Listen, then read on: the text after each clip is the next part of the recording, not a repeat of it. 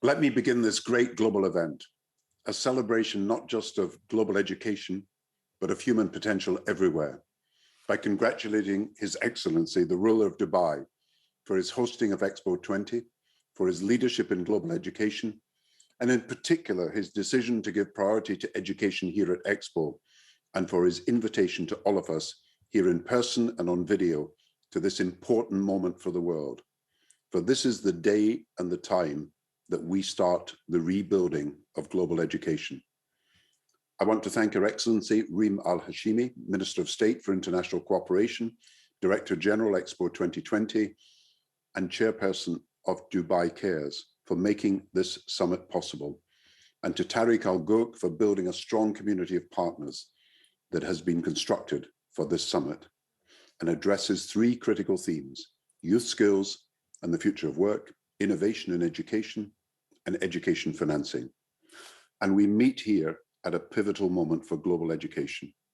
As we approach a new calendar year, the global education crisis we face is as profound, as devastating as the global health and education crises that we've been living through.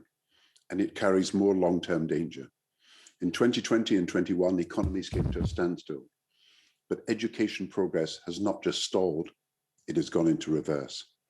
You know, the term lost generation is widely used when displaced young people bear the brunt of civil wars and conflicts, as in the case in Syria, Yemen, Myanmar, Somalia, Ethiopia, and now Afghanistan, where education cannot wait, is investing millions to get children into school. But today, lost generation resonates worldwide as the 1.6 billion children in 190 countries who were deprived of months of schooling during the pandemic struggle to catch up. Tragically, millions of children have already been lost to education, and I fear for the fate of the 10 million more child brides, the 9 million more underage laborers, and the millions more rootless youth now on the streets rather than in the classrooms of the developing world's sprawling megacities.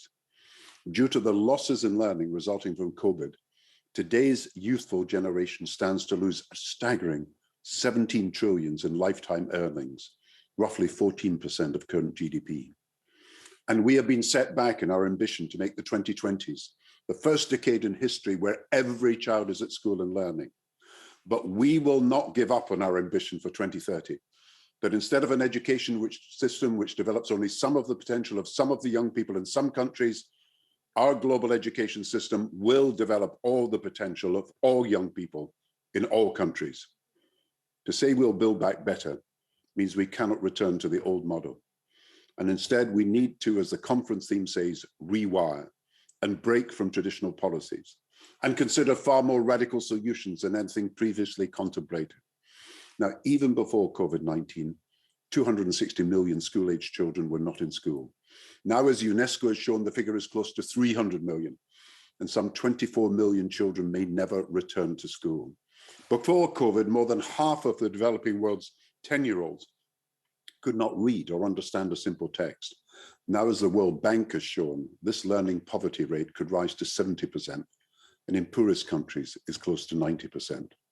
The New World Skills Clock, which will be launched at this summit, shows similar devastating numbers, that more than half young people leave education forever without the necessary skills for the workplace. And worsening poverty not only diminishes educational opportunity, but as UNICEF and the World Food Programme have shown, damages children's physical and psychological health.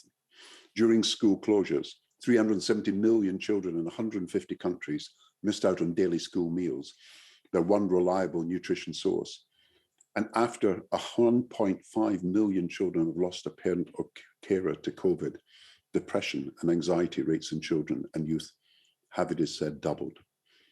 I want to say to the ruler of Dubai how much we in the West have learned from the new approaches to teaching, school leadership, curriculum and technology, including online technology, implemented here in Dubai to the benefit of students and deserving of the admiration of the world. But round the world, where online learning became a necessity almost overnight, 2/3 of children and youth do not have internet access at home. And 1/3 of all children have had no access to any form of remote learning during the pandemic. So I want our conference to be the launching pad for a new high-touch, high-tech approach, combining the essential human touch of those who teach with AI-powered adaptive learning technology that can help especially those furthest behind. But at a time when we need to do more, education has been given less, with a 2 billion cut in education aid by 2022, and 2/3 of the world's poorest countries cutting their domestic education budgets due to COVID. Less than 3% of government stimulus packages have been allocated to education. If building back better is to happen, we need to make the case for the proper funding of education and in new ways, building on the G7's recent promise of 40 million more school places for girls. We need now to see education as an investment and to increase its level. The INF should not allow education to be cut in any debt restructuring plans. At least 15% of the World Bank's enhanced IDA facility, soon to be $33 billion a year, should go to education, an extra $2 billion a year.